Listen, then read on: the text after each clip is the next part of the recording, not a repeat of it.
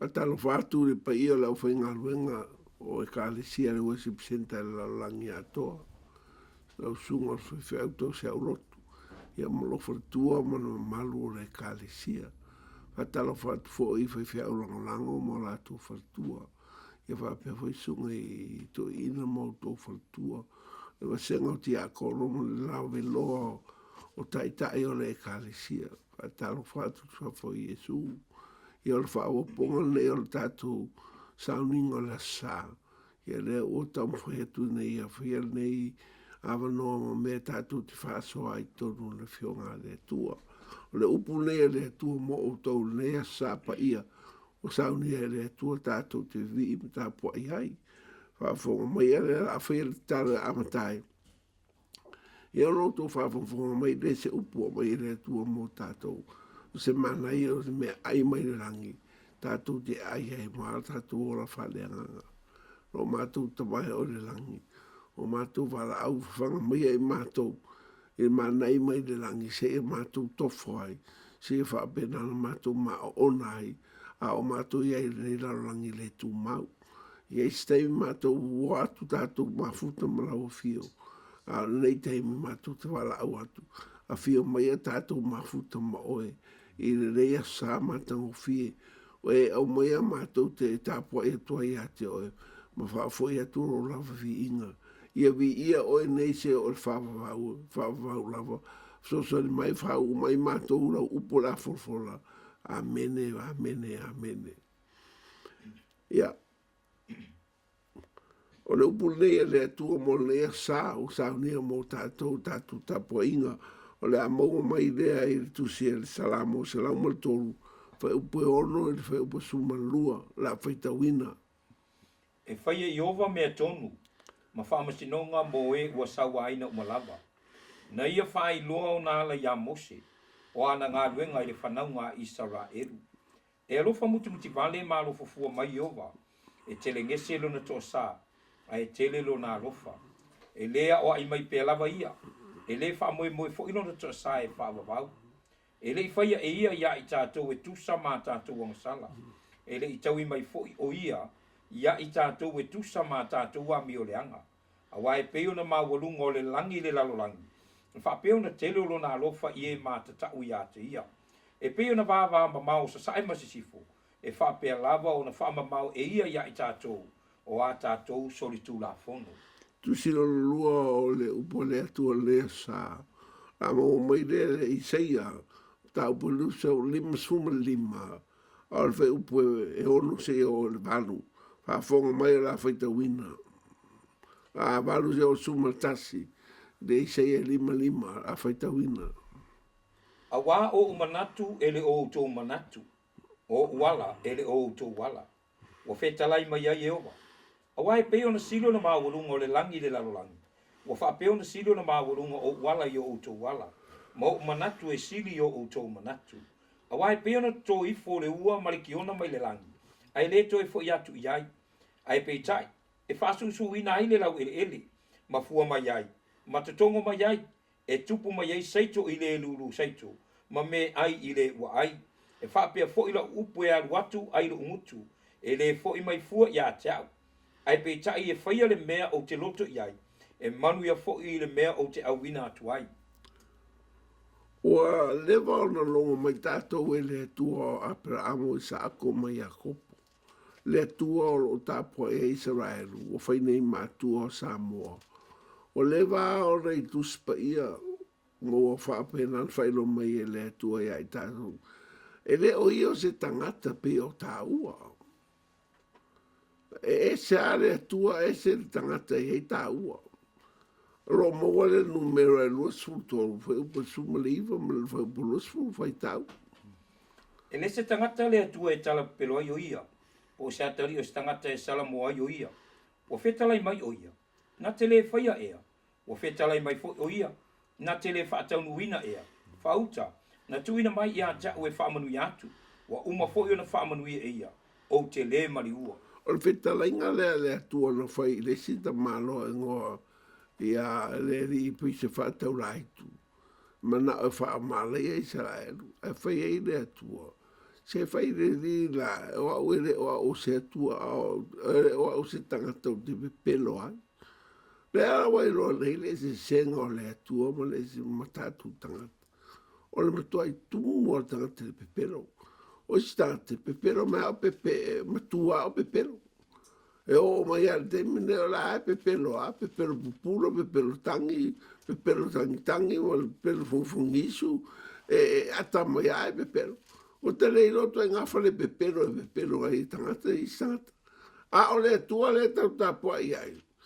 Fa mai e le tala pelo o ia. A fita lai a le atua taunu. A fola foi le atua se mea. Nei fa pea o e le taunu mena na fola le atua. E lo manatu e tuai mai. Ai sawa e le fa pea le taunu.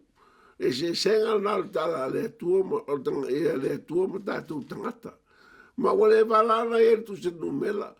O a fai ai te le tau iai. E o pau ai te le laki.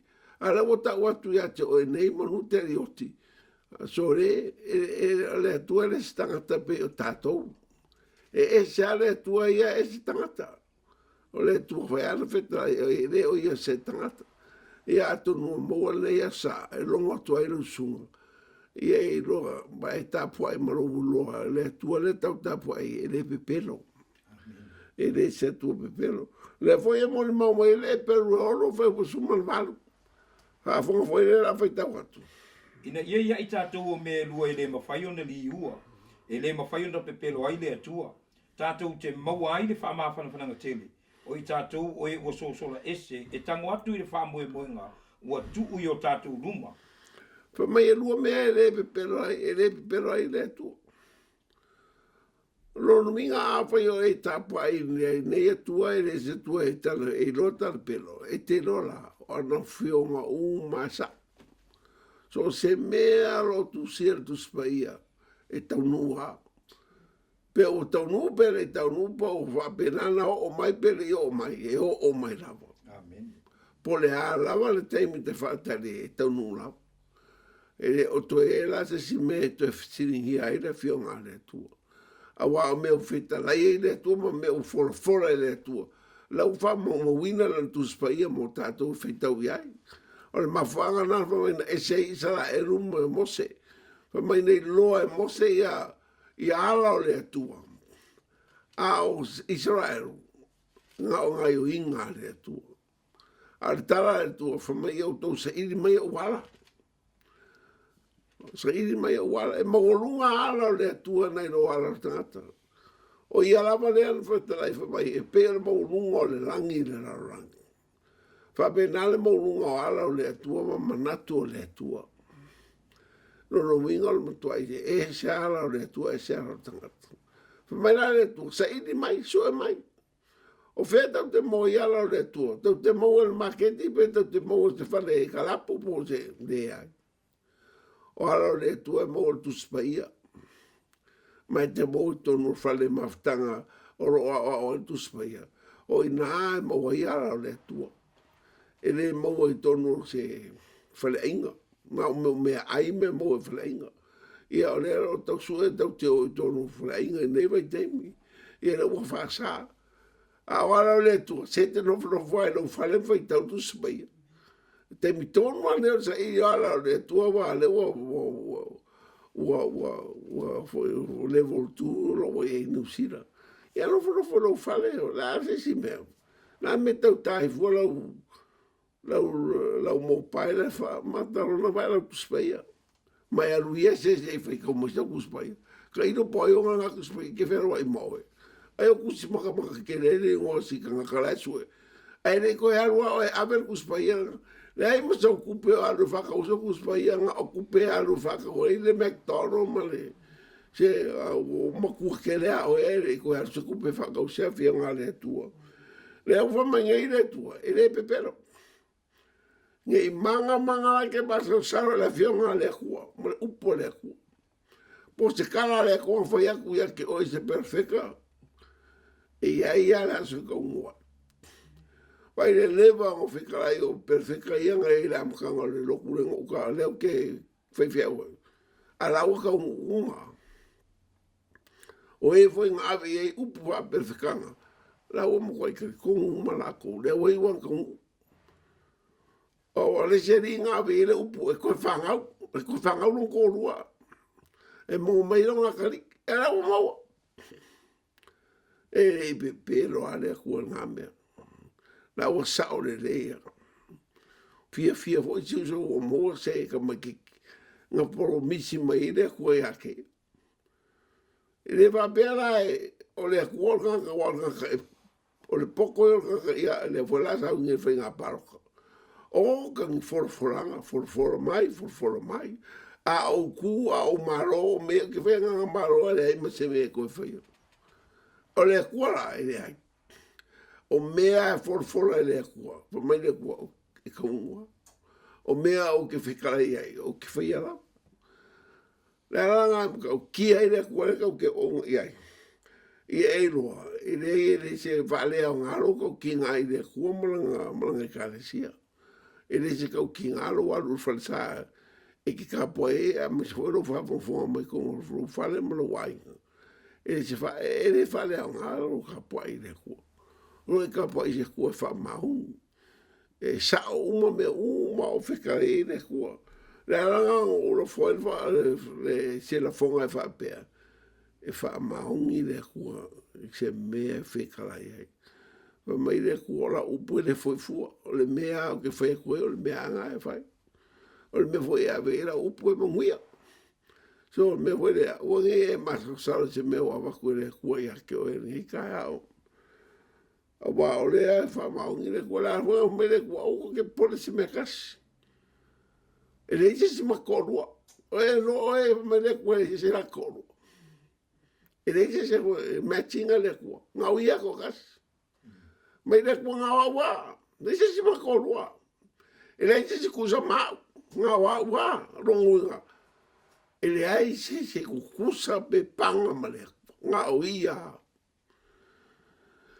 le kiova mai le kua au ka kuma le kua e whasang kau mai wanga paua nga ka whasang kau o ka nga ke kukusa la paua ma le kua a lepo mai le kua le ise makorua nga wa ulafa na mo kusia le seia ba fa iske me ke se foi kau ia o nga e lo mai le kua se nga wa e kasia e le ise va lo ia ka le mele a whekara le kua e kaunua a nua au ma le kua ke le rupe o iti se pasan kau ia ke oe a wanga o le kua ma oe uma le me se kalaku siri aku so ko malo se le kua le ia ke oe le pamele le kua o ke pole se mea fai loa lo manga o ngai le kua ka kalo fa konga mal fa fkai Filipe fa upa fiku mo le pai buongo pa fonga la Faitau. Awa ni popole o tau se metas. Aia whairo atu tau mana o ile atua i mea umalava i le tatalo. O le whaatonga atoa ma le whaaftai. O le while mu fo i mai le atua e siris. O lo sirisi lava i mea umai manatu i ai. E leo leo inai o tau roto atoa mo tau mafofau i a ke riso i Yesu. Pai wharonga e whamai le tua. Nanga longo le kua o ke pole se mea kasi. Ka wanga longo le kua ala le kakaro whakonga ma le whaafkai. Mai ala le while mua le kua e leo leo ailu mafofau. Ma leo leo ailu loko le oso lunga oso laro. O le lor me whio whai oai. O kua ma le mau kongu le mau mangaku o le lo se me ki whero aiso roi. Lengo foi lalo mafofau lei. Ko i le kua makaro i le kua.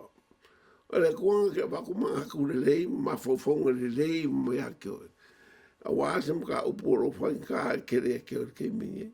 Pa mai lao le kua ke wako le while munga. E kongo e lo mafofau. Ia o ngā e aru le whakingo. O ka ke kei wape so se sao. Sao lawa peia o le kua le wakari mai la ukalo. Ia le sao a le kua ia. O ka ua ia se kere o ke mingi. A o le kua ia e sao a le kua. E le kalapira fo. Menga e mai ala inga e whakaluloko. E o whako loko e alu whakifanga. Le sau me mo whakifanga. Ngā waka kau peru, kau poe, mo waka e whai e kangaka. O umanga i role me uele aka, ale o ke e sola. Ia pola me o ia i kamaleanga. Ao Yesu. Ele sola e kia io. Ka foi mai a Yesu me ka o ia o e pa foi que le faron.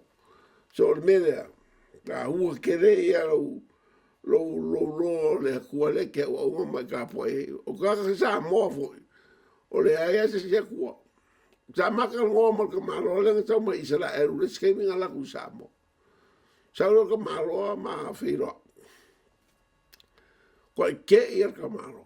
Ko me ka malo e ke ale Viliamu. O le ko ka po i le ku ma ko Israel. Fa ku yo. O le ku a pra mo sa ko ma ya ko po le ka po e samo.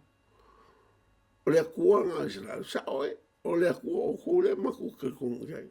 Le o fa el ma ko fa mai so mo ke le lo ko ka po e ma ko ba ko le mo ka po e mo ke ro foi ale ko mo ke le vale ho mo ke lo le ha sa mo se lo sa mo le ko mo inga ya ko le va ma ko ka po e fa mai mo ka ran ko wo fu o Israel fa ko ma ngai ke nga me ave mai che ava mo ke ko Israel la forma ko fia ko Israel e kero la ngalu ka ko palmia per ko sanga elen ke nga singe fenga nga mo Israel e o fuga sa mo ni visa Israel fa fikai de ko o se ava ngoa le mo kamo fa ka ko Israel ke mi o mo fuga ko fu Israel we ko ni visa a wa fa ka nga Israel ka ko kusalere ko le ka po e mo le ko le ka po ba wa le se o Israel e mongi la ko ka po ka ko se pe me wole e le ko ye pisu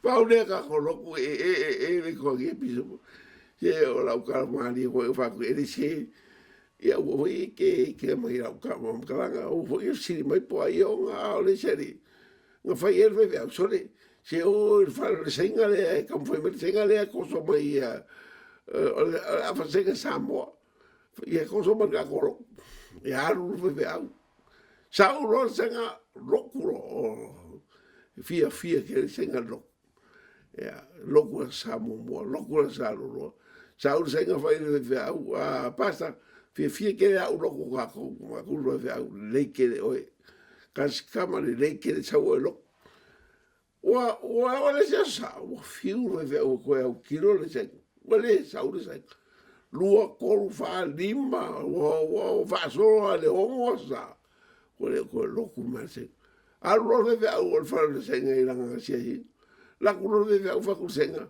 kasi o le ko la ko lo ku ka ko fa mai ka se ai va lo se mai Paule ka ko lo ku ka ko e le ko ngi piso va ku le la piso mai o ka si ka ma sa o ka la piso le ko ngi le ko tau le lo le la ku foi a wi le ko la ku foi a lo le yo lo ko ngi piso so me le sa o ka nga ka ia pe pelo a o le ku e le pe pelo le ku le ka pa ya yo le ku fa mau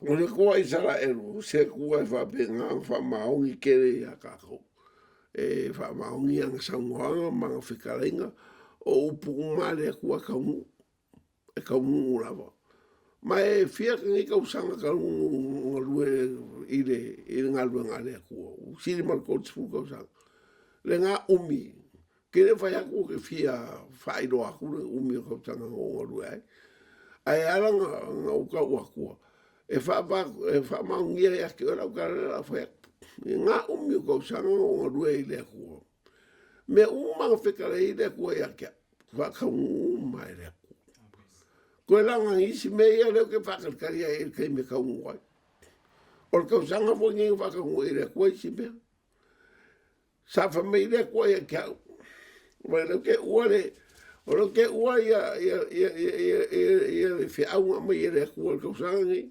nga mai ai ang wat le I pepa fa mai le ko e ke I pa ka fa lo ko mal pa ka fa mo lo fa Ai kai mi o kere mama la mai na wa kawanga mai ale ko ngo kuchira. Ia mawe taipe mako ai. Ia kufalo I kangaka. Fa mai kala le ko I pakafalo koru. Many things are changing nowadays on earth. Lean me we o mo kwai kele o me sui al ka kororangi ke mi. Nga va le ku le va le ku file. Wa nga mo le laina ko. Kere swinga ya le we un level 2 con usira la se parla si o Samoa la ka fi me ma ko ne ko Samoa. Ma nga yo iskai di Samoa. Ai le baka folong fa. Fa me ka le ko. I am coming soon. Whatever I say in my words, it will come to pass. Ma ai ka menga leo ke via karango ko ya ke ma al fe au fo nga ala sange. Fa mai le ko whatever is in my word. La le word le fio nga le ko kuspai. Fa mai le ko whatever is in my word, it will come to pass. Me le kwa ka mua mai o ke fa ya ku ya ke o ngai fam kalanga mal fam o ngi mal mui kasi al mere ko ko langi ko sa o le ku fa ka un kuspa ngai va pela ka ko ele ka un men fe ka me le ko ya ka ko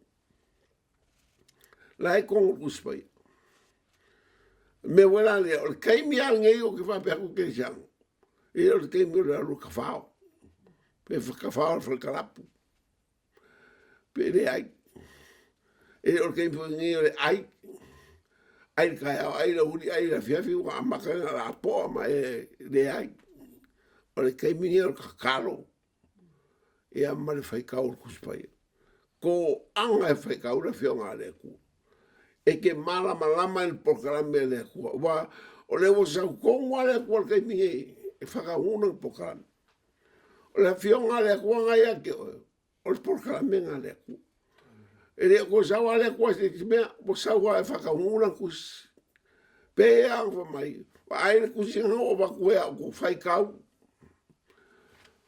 me ka le ko mai I'm coming soon whatever I say in my word will come to pass. Do not be anxious. Present your request to my Father, and my peace will be with you, guide you in such a time like this. For me, stay in my words, and I will bless you. Stay in my words. And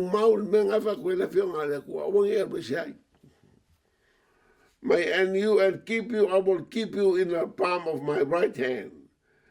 Everything I promise, everything I promise will come to pass, so that you will know that I am the God that never lied. Mai oa ole ku kere pepelo. O ame uma o forfora e ka uura. O fe au ngā le fia mamori aku la sange ia ke ku uma lava ma le ka le sia Paia le aku. Worship Center Christian Church Worldwide. E ma so se kangaka Samoa. O lo o mawhai o maua mai ngi lau. Wa aina ku spaia. Whakausa ku spaia. Anu sa ku pe whakau ma sa ku spaia. Ia anu mo e po fea me ke aruai. Anu au ke maa. Whaikau pea. Ki kilo me kanga whaikau pea lau le fionga le kua. Wanga pau ngā kusi. I le keiminge. O le sau le kua whai. Sau e whakau ngūra ngā fionga. Anga i le pepero le kua langa upu. O la whamaungia kulai I maungi. Ma mea e whaia le fionga le kua I rongo. A e ko anga e. Mai ko anga whaikau ma e mara manama kuspaia. O mea ia la whaikau aku. Lai kau mai kuspaia o mea whaia upu le kua I hake oi. Pēnā ngei, salamo, salau suriva, whai upu waluiva. Rea la whaasora ku whaikau inga whaamau ngia ka o kua I hake oi. Mea ma whaia le upu le kua I hake oi. Me whale kau henga e whaikau le upu le kua rongo ranga. Salamo, se lau suriva. Fai upe wala suriva. Yo vai. Ua mausalila ua fionga i le langi e whaavavau lava. Yo, ua mausali le kuspaia le kua le langi. Fia wha mamalama kia ki oe anga whenkanga e mamalama le ngonga upu mausali. Mausali le langi. Me la pisai sa mo, la pisai kura fongo. O teu ke unga kura fongo, fongo ma swafa. O le kura fongo o ele kau sa mo. O le mea la iai gaming e kusa le gaming angei. A whai awe se whamasingonga, a kewa e whai inga whamasingonga ngā. E ma whainga waru a pili le whamasingonga si maurunga. Koe awe le ea maka upulenga loke i le whamasingonga le a whangumutuafa. Kusa leo wa pera ma whau. Pe wha por kiki wha inga le wa mai. E le whikau wha inga le. Ke le fia ia e le sao wha inga le wa mai. O le ka whale ka ngaka ia whamasingo ia. O le awe le whamasingonga maurunga. Ai kai wa wako ro fa masingo fa mo. O fai inga la ori la o maro. E o fi la o maro. E fa masingo mo. Ai fa mai la pa mia ma le tapipi. Le ai la le ko ise me va benga. Le kula fongo la pasi. O le mea pasi a ku i fa masingo a fongo ma swafa. Le mea nga e le ko lokea. E le ko ke si whamsingo maurunga. Le ko e se whamsingo maurunga. Ngā rāra vive se a sa mo o e ke o e festivale ke le mamramo mela fai. Se so le o so mamramo. E o so le mamramo mela ke le i po fu. Ia e mamramo mela pisai. Ia fai le lo viviringa po feme ke kuai. Pe ke maa o so le ave i e se whamsingo maurunga. Ia peke maa o setoro mo mea umalaro whamsunga le whaum swafa. Fio lapri o petition. A vele maro. Whai o au ke au mena. Whai pera whamsunga mo lunga. A wala o ka ualunga. Anga leka whamamaro. Koe ni mingal upu le kua. Ua seto la kuspa i le rangi. A wai pasia la kula whonga la palmenge. O le palmenge le sole authority a Samoa. Por palmia por le malo e siria al molunga al fai un palme e fai un palme ma io ese palme skula fo yeah that's fine me ko anga ka o fano siria fuera le molunga e al fai un au fer capen e palme ngai lo se sia fai un o ia samo me ngai le o ka o kia me pui uma ka i le pasi el kulafong. Awa o le authority, this is the highest authority kong Samoa. O le fai unga le palmenge. Palmenge fasulima ia fai pure pe ala o lima sul fai pure. Lo winga e yo o moro lima sul fai pure la el kulafong. Yeah, that's fine no. Ai fai kau fa koru. Fai kau fa koru kwa fai nang pasi sulafong. Fa bela le kulafong o le kua, ma le upo le kua. Fa mai le kua, o la upu. Wa fai no le langi. Wa uma o nga seto le langi. Wa i seto linga ka kou le langi le upo le kua. Ina wa venga o mai le upo le kua seto ka kou ka pipelo la wasa. Fa mai le kua o seto le langi. O fai ume uma le kua le langi. O lang kuspaia le kau ke wheka wea. Mo uma pasi e lang. Ngā mai e la langi. Ia e la langi. Kumal kusinga wawak. A uma pasi e le kua. E le se mea kau pasi e lau sunga. E le se mea kau ke whongo ai pe karia pe le karia. Pe sao pe le sao. E leo se mea e whai e lo fi ngaro mo so loko. Ne ai. Fa mai le kua. O whaino la upu. Wa uma pasia le rangi la upu. Ia ngā wa kongia kui au kou la rangi. Ngā le whai kaua mau e whai. Pao mea whai kau uska. A kou le uska. Ia ko ke wawai e mea kupu la rangi. Kei pera al whamai le saunge. Kere le uska e la rangi. Kere le fia poko la rangi. Kere foi le whai ki finga la rangi. Ia mai le kua ia. le afuanga o kol me mo o kol pa fai nga au ala ke fia e ula le fionga le ku o foi lava e masa salo le fionga le ku le ai e va pea o e va bea ai longa ka hunga ku spai ka lo fa o winga ngale upo salamo akavika my words are settled in heaven o winga upo nga settled done with it's a done deal o mo pasi de lang kongi mai le lang ka ko fa wo buskai ele a mai la lang e ko fe ka ko fo mo ko fe ka ma le ai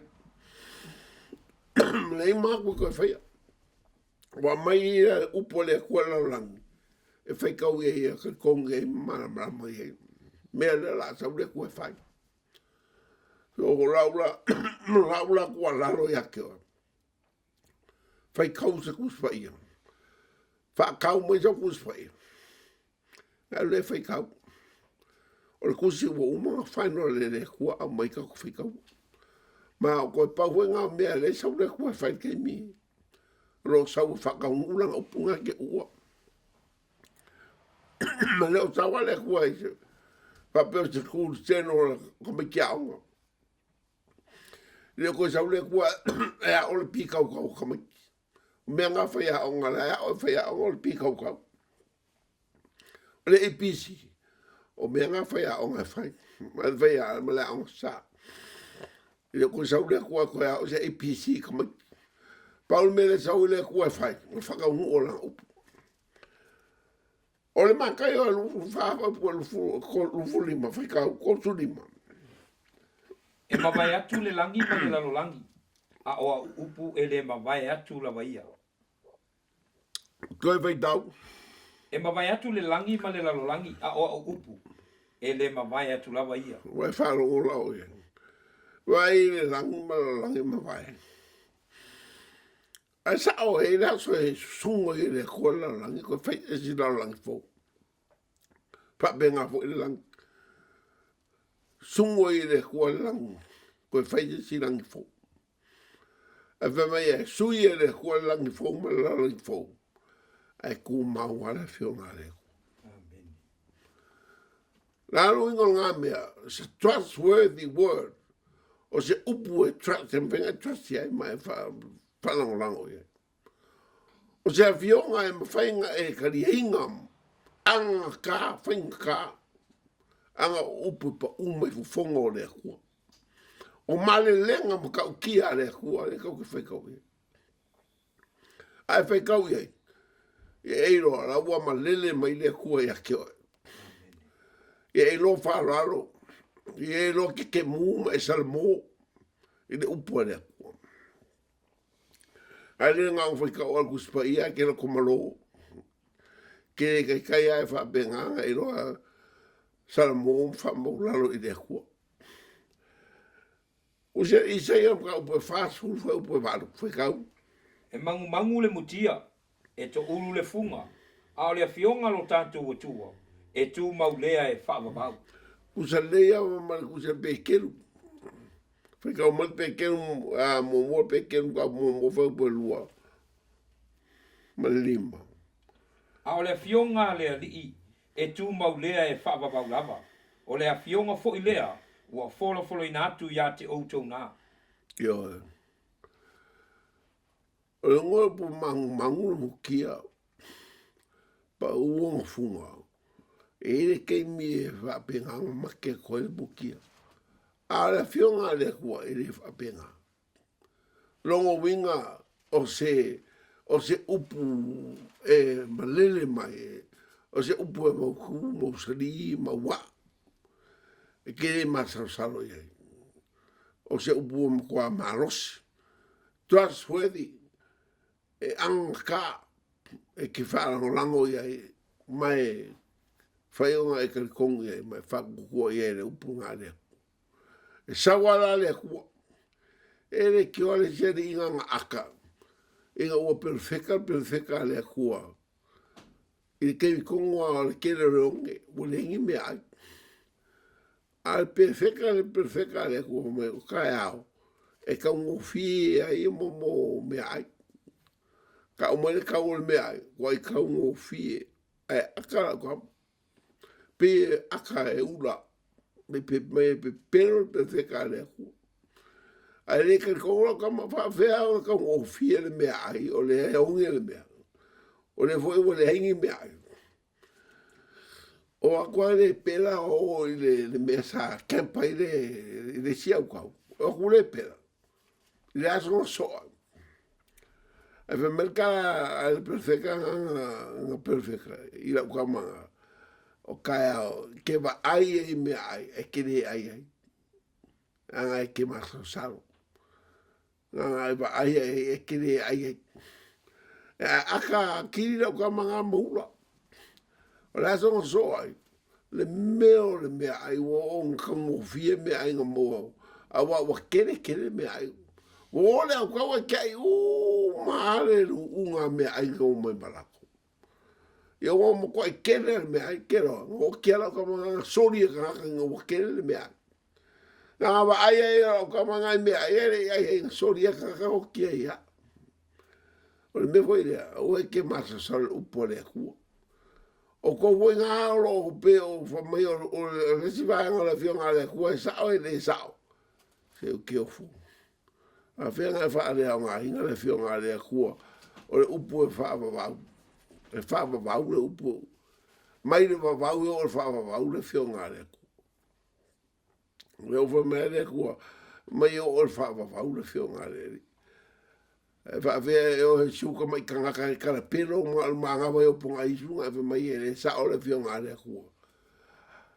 ma me nga o ke o poco wa ma ka fa va le ai a le me ai o po le ku le si suia mai e sa o le ya la fiona le ku i le salamo se la su iva fa un po se la un lima Ua matuasu o malia wa fionga i lo ngutu. Ua sili lo le meli i lo ngutu. O la wa fionga. Salamo lima. Sulu le i uwai. Ma le mala malama i lo wala. Io, o kusi Paia, e peo se moli ke no ene me ke sa varia i la langi pongsane ka o ke ia. Nga ke wha malama inga oe me ke re i roa ma e ma malama iai. O me ngai whai e le fionga le kua ia ke au ma oe ma ka kou uma. Ka kou soangi mai le fionga le kua ka ke rosa pa vali ni hila langi le kumau. Ia whai ngei rai ke rei roa le fionga le kua o kua i sa vali a o le pongsari. E kia foi pongsau me whai e whai pongsau ngalwa. Anga rai ke rei roa le fionga le kua. A whai mo le fionga le kua pe le suru. I vai ma le malama iala. Le kia foi a wa mio al pongsau. I ke fifia ke so al pongsau. I kau kala mai au me al pongsau. Aja. Anga i kere roa malama. Kere vai al malama ia. O le fionga le kua va kua malama ia oi.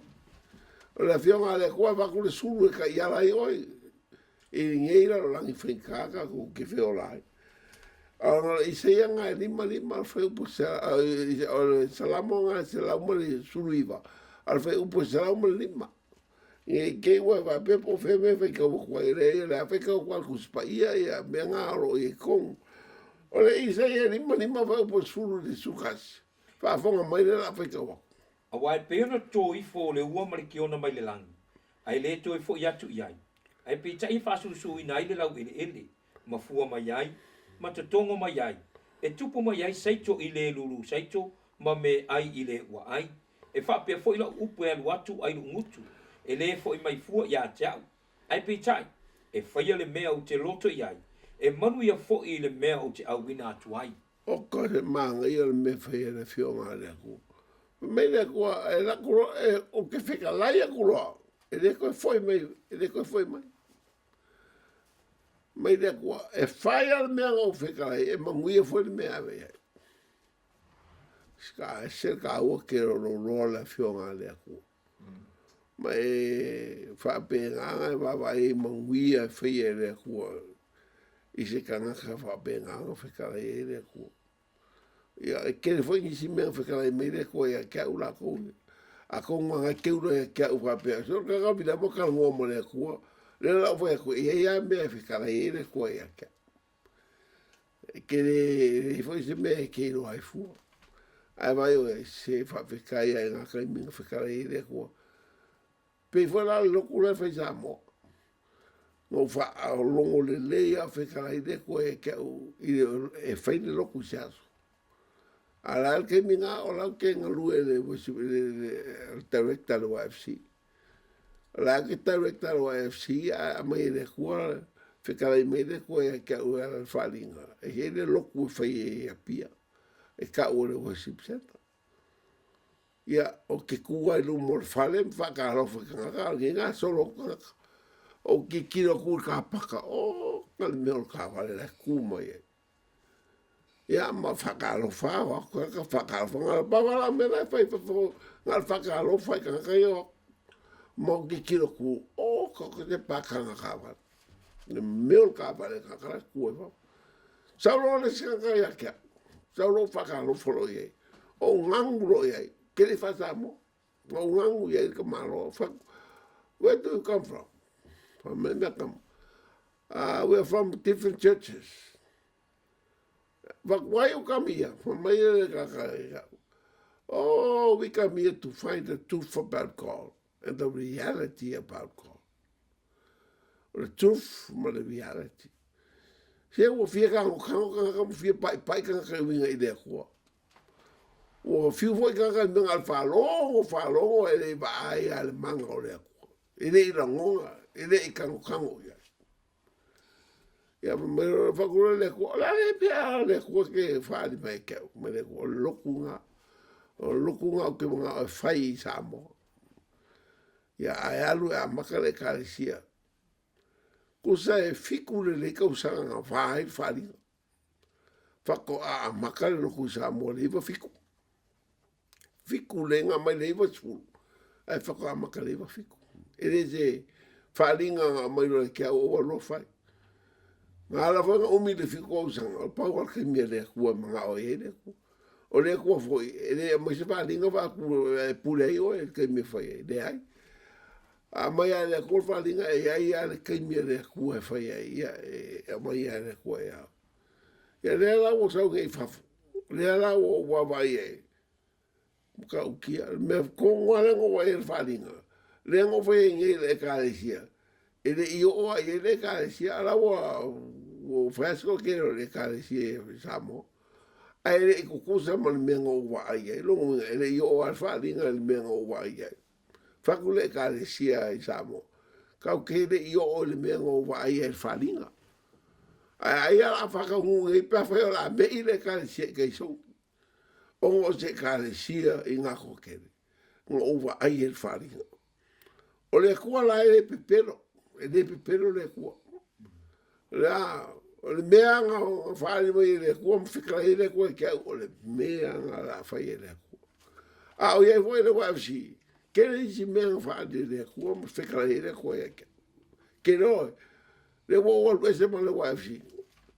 A o ma whai e le kua, ke mi o iei kongo le wafsi. E le i pepero a le kua ngame. E ke i wa whape ngā whapea. Ke masa salo le kua le.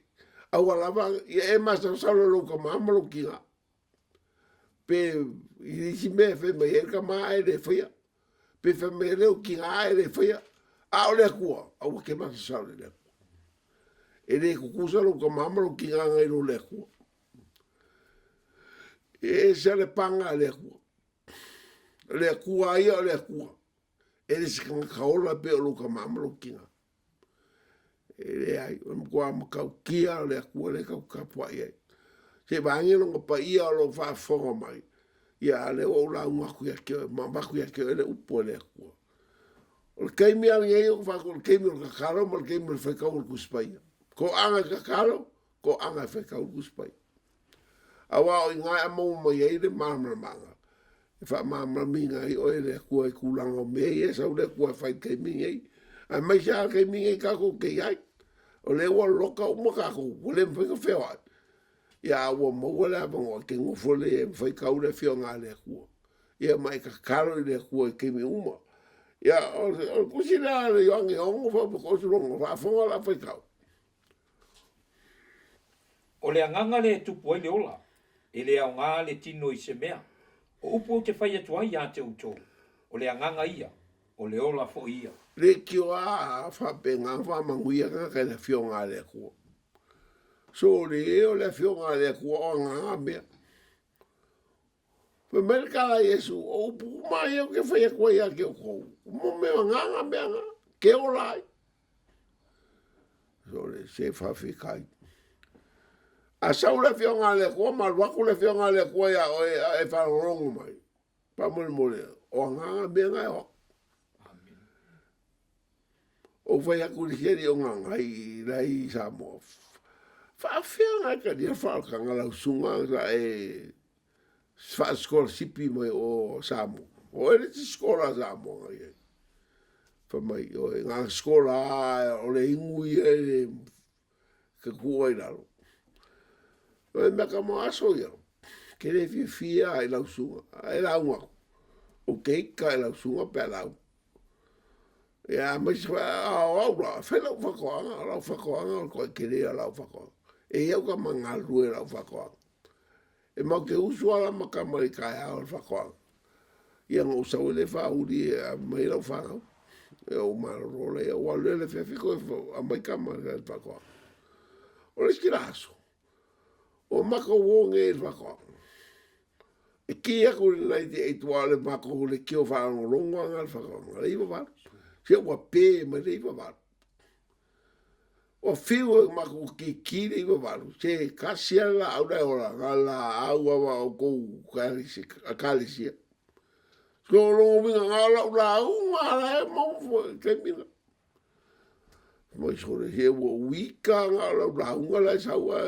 E o kiro la ura au ngā wale se me ki ai. Kiro la au ngā. Mai o la au ngā la soanga o karia whalkang. Sau sore upo le kua o wharongo, sore te Paia o aura ke la unga mai ai. O mea umara ka ua lawa, sore mea umanga kupura ua lawa. E wha mai kero la ko kuri ka kaloma le wha, ka lia i e suinga, wa une ma, pa wal mea o vai ora ofingalo. Au kere no foi, la o ka lia la ofingalo, al ka le e su, ka no la unga e lo. Mai ngā umara le hakso ngā o whair kal whalkang, o karia whalkang. So le se uke sau e se ne o langonga o fia. Ai o ke kawa kuro koro, so le vai le o wal fia ro koro, o le waka kalo koro e ke o karia Yesu. Ale nge ia ingwal pia, ma nge ia e roura.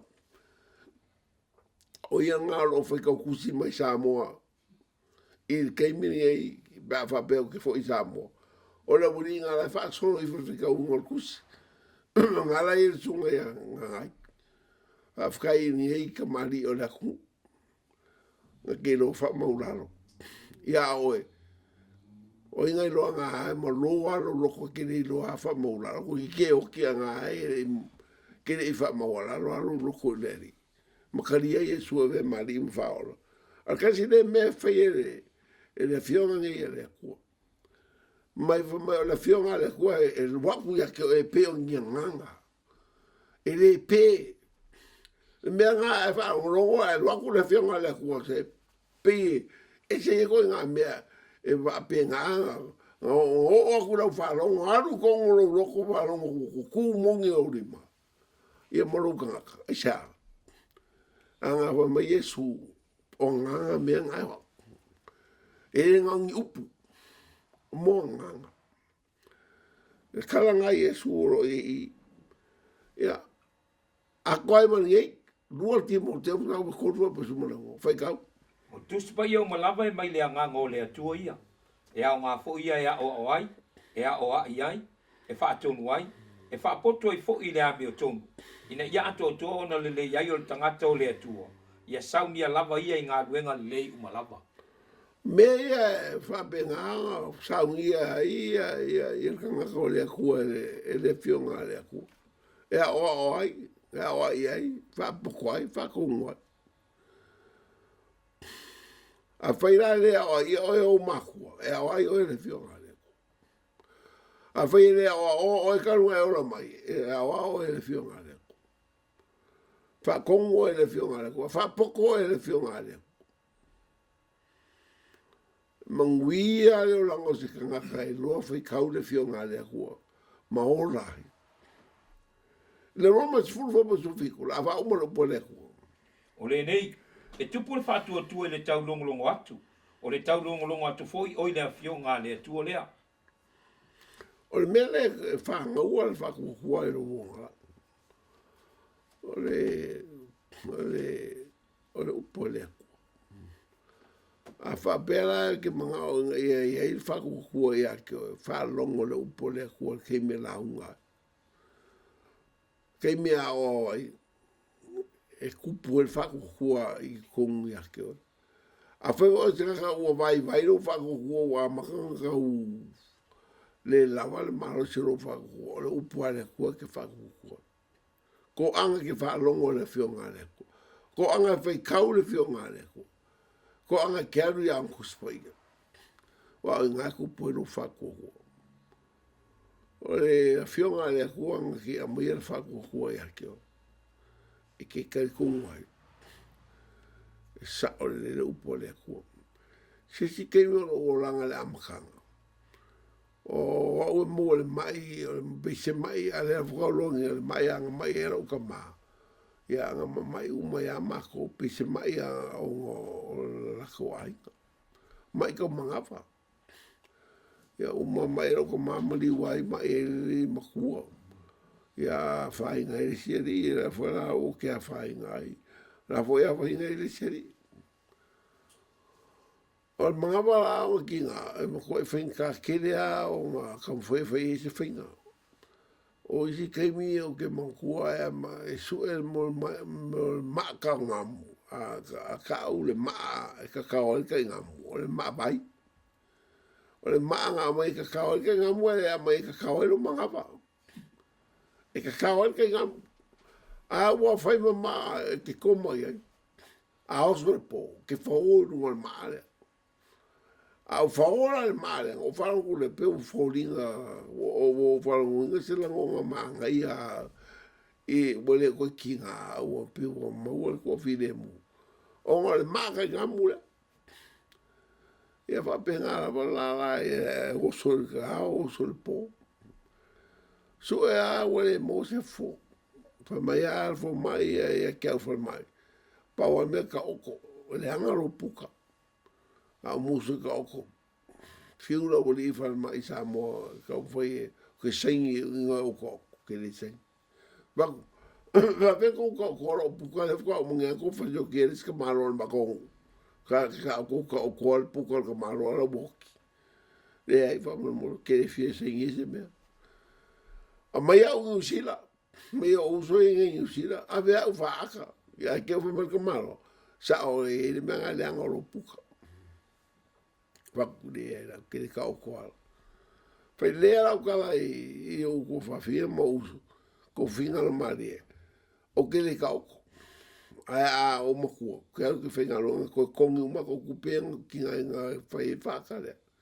Au au ke le ka o ko a whamana mora. Pai le maria o ko whawhia ki a upola le mea. Ule mai mau ke mingo usa wai. Ma mau ke mingo kongi mera o pai. Ala ke musu ke ka o ko kara foma. Whakure ai ke whamariria ka ko ai. Ko mai a umaro mawa whakaria i lawa lea kuai. Ia ua le malia la uso makua. Umaro o kingianga o le whiawhinga whaid makoro ko whaid mako mea ai. Ia oro lako ai ngā waloa le upaku. Ora kuro ka karo ai. Le mo karo ngā le wha mele le whakukua le upu. Pakuro le kua. Kere kanga wha maro roinga.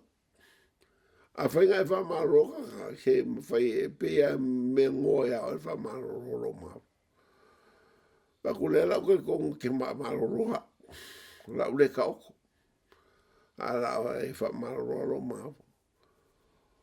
A wokia. Ia rea whainga. Lau wokia maro ke kongu ana ke whakukua e whaianga e wha maro roha. A fai o ke ia o vale. So le ke ara I fulka o sui la o faro. Wa fa benga le sekinga. O me ai nga o ai mo so. Le ko I se me ai ko ke wo ai fa solo a ko a me uma ia nga sai do. A wa ke le vengo ko ai se me ai sami. Le vengo ko ai pua le vengo ai oka. Le vengo ko ai me ro e o so. Sorry. I ngō whamaro roro mā vai le kua, ka u kia ra wai kai minga e o mai le so. La ra u whai whai leo se o la poa pēa ki kira mai. Ia ua ke whai ki o mai. O paua le lei o le kua. O le a le lei a le kua ia kingo le lei forka. Ia o le whamangianga le kua whamaro roe le kua. Aja, o ngā e sa o le kala kuspa ia. Whamai o le whako kua o le whamaro rongo le upo le kua.